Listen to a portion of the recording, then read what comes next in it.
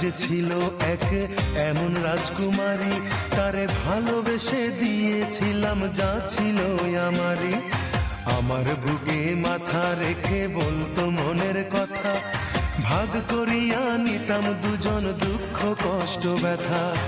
আমি শুধু ছিলাম যে তার প্রেমেরই পূজারি, তার ভালোবাসা করলো আমায় পথেরই ভিখারি। তার কত ভালোবাসি জানে না রে জগৎবাসী, জানে অন্তর্যামী। যখন তোমার কেউ ছিল না তখন ছিলাম আমি, এখন তোমার সব হয়েছে